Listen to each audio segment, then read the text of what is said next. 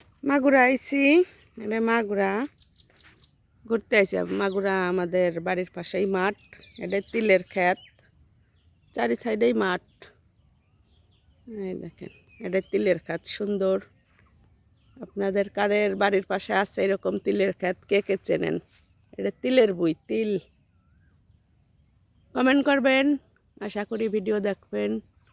চার সাইডে মাঠ। এ জায়গা একটা ঘর হয়েছিল গরু রাখার জন্য, ঘরটা এখনো বন্ধ আছে, গরু টরু নাই। তিলের ক্ষেত করেছে, দেখেন সুন্দর দৃশ্য, মাঠের দৃশ্য, তিল, পাট, মাঠ সবুজ আর সবুজ। আমাদেরই সবুজ না হলে কি, মাঠ সবুজ আছে। আমাদের ভিউ লাল হয়ে গেছে, আমাদের সব কিছু লাল, কিন্তু মাঠ সবুজ।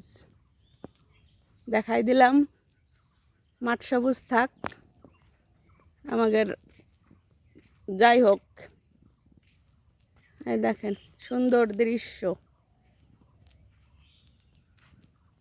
এটা হচ্ছে মাগুরা নিজনান্দলিয়া, সব কিছুই আবাদ হয় এই মাঠে, অনেক কিছু আছে।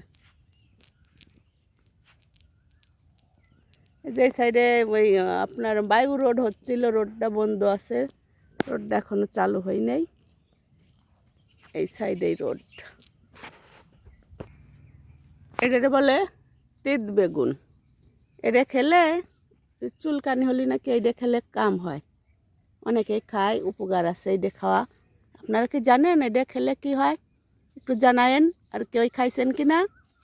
যদি গায়ে চুলকানি হয়, কোনো সমস্যা হয়, এগুলা কিন্তু ভেজে খাওয়া যায়। খেয়ে দেখবেন একবার, এতে খাওয়া ক্ষতি নাই, উপকার আছে। খেয়ে দেখেন, চুলকানি সেরে যাবে।